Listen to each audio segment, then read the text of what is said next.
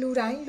ငွေဝင်တာကိုသဘောကျကြတယ်ပြောမယ်ဆိုလို့ရှိရင်ငွေကုန်လာထက်ငွေဝင်တာကိုသဘောကျလားဆိုရင်တော့လူတိုင်းငွေဝင်တာကိုသဘောကျပါလိမ့်ဒီတော့အော်ချင်းတို့တွေတော်များကငွေတော့ဝင်ကျင်ကြတယ်ဒါပေမဲ့လို့ငွေဝင်စေမဲ့လမ်းကြောင်းကိုကြတော့တက်ခါတလေပိတ်မိနေတဲ့အရာမျိုးတွေရှိတယ်ပေါ့ဒါကဘာလဲဆိုလို့ရှိရင်ကိုကငွေဝင်ကျင်တယ်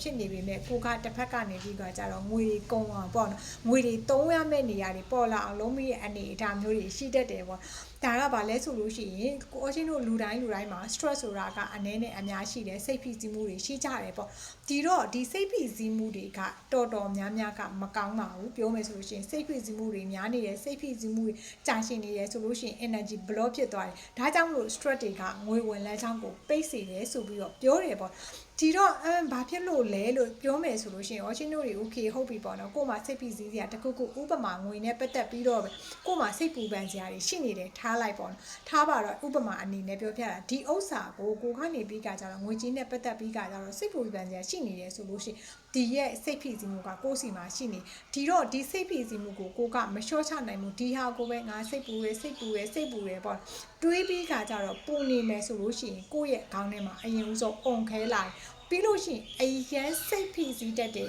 အရန်စိတ်လျှော့တတ်ဖို့အတွက်ကိုမရှိဘူးစိတ်မလျှော့တတ်တဲ့သူဆိုလို့ရှိရင်ပြောမယ်ဆိုလို့ရှိရင်အော်ချင်းတို့တွေတွေးဆောင်ပြီးတော့ဖြစ်သွားတယ်ယောဂတွေဖြစ်လာတယ်ဆိုတဲ့အရာတွေက stress တွေကြောင့်ဒေါသတွေကြောင့်ဖြစ်တယ်ပေါ့ဒါကြောင့်မလို့အော်ချင်းတို့တွေဒီ stress ကိုမပယ်ဘူးဆိုလို့ရှိရင်ကြာရှည်မှာကိုကယောဂတစ်ခုကိုဆွဲငင်လိုက်တာဖြစ်တခါတလေမှာအရန်စိတ်ဖိစီးရဲဆိုချက်ချင်းတောင်မှပဲစေကန်းကိုပြေးရတဲ့အခြေအနေမျိုးတွေရှိတယ်ဒါကြောင့်မလို့အော်ချင်းတို့တွေငွေဝင်လမ်းကြောင်းကိုပွင့်ကျင်နေဆိုရင်ပို့ပါနဲ့စိတ်ဖိစီးမှုမရှိတဲ့သူဆိုလို့ရှိရင်ငွေဝင်လမ်းကြောင်းကိုစဉ်းစားနိုင်တယ်ငွေအတွက် idea တွေထုတ်နိုင်ငွေအတွက်ကိုဘယ်လိုမျိုးလုပ်ရမလဲဆိုတဲ့အရာမျိုးတွေကိုမြင်စေတယ်ပေါ့နော်ဒါကြောင့်မလို့ stress မရှိတာကငွေဝင်လမ်းကြောင်းကိုတိုးစေတယ်ဆိုပြီးကကြတင်စားပြီးတော့ပြောကြတယ်ပေါ့အဲ့တော့အော်ချင်းတို့တွေငွေလိုချင်တယ်ဆိုပြီးကကြတော့ငွေပေါ်မှာစိတ်ပူရယ် stress တွေဖြစ်နေတယ်ဒီလိုမျိုး stress တွေများလေ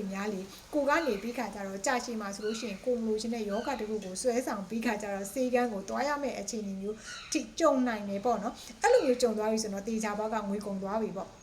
အဲ့တော့ကြတော့အဲ့ဒါကြောင့်မလို့ရှင်တို့တွေနေ့စဉ်မှာ stress တွေကိုရောချဖို့ရန်အတွက် short ချဖို့ရန်အတွက်လိုအပ်တယ်ဒီလိုမျိုးဖြစ်ဖို့အတွက်ဆိုလို့ရှိရင်ရောရှင်တို့တွေကိုယ်စိတ်ကိုလက်ခံဖို့အတွက်ကိုလည်းလိုအပ်တယ်လို့ဒီ stress ကိုကတိပြီးကြတော့ short ချနိုင်တယ်ဆိုလို့ရှိရင်တော့ရတယ်ပေါ့ပြီးရင်ကြာရှည်တဲ့အခါမှာ energy တွေ block ဖြစ်သွားပြီးကြတော့ကိုယ့်ရဲ့စိတ်ထဲမှာအဆိုင်ခဲတွေဖြစ်နေရဆိုလို့ရှိရင် energy healing session တွေကိုယူလိုက်တာကအကောင်းဆုံးဖြစ်ပါတယ်ဒါကြောင့်လို့ငွေတွေပို့ပြီးကြတော့ဝင်ချင် stress တွေကိုရောချခြင်းနေဆိုတော့ auction နဲ့ by one healing session ကိုလာရောက်ပြီးကြတော့ဆွေးနွေးလို့ရပါတယ်။ ဟောချင်ကတော့ Ricky Energy လာတော့ချင်းဖြစ်ပါတယ်